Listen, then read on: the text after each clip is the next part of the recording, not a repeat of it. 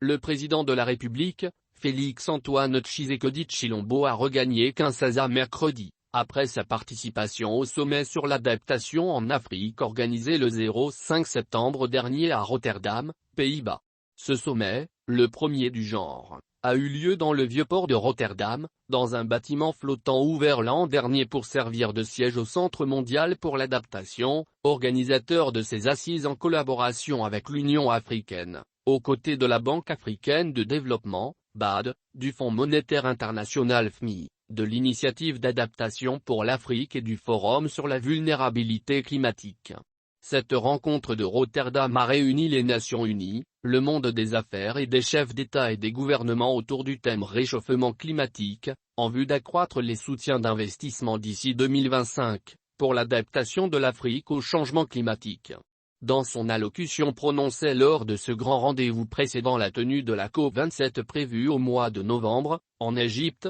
le président Félix Tshisekedi a déploré l'absence à ce sommet des leaders des nations industrialisées, pourtant pollueurs, qui auraient des réponses immédiates à donner. Il a, en outre, ajouté que l'Afrique a besoin de 36 milliards USD par an, pour faire face au changement climatique, avant de rappeler l'expérience de la RDC qui se positionne comme pays solution face à la menace du changement climatique. Pour sa part, intervenant à la tribune de ce sommet de Rotterdam en sa qualité de président en exercice de l'Union africaine, le Sénégalais Macky Sall a fait, au nom du continent, un plaidoyer notamment pour l'engagement financier de 100 milliards USD par an de 2020 à 2030, l'affectation à l'Afrique d'une partie des obligations vertes et autres investissements verts et l'accès au financement climatique plus simple et transparent. Le président Macky Sall a enfin souligné que l'Afrique attend surtout un accompagnement en termes d'expertise et le déblocage des 25 milliards USD promis à Glasgow, en appui à la lutte contre le changement climatique.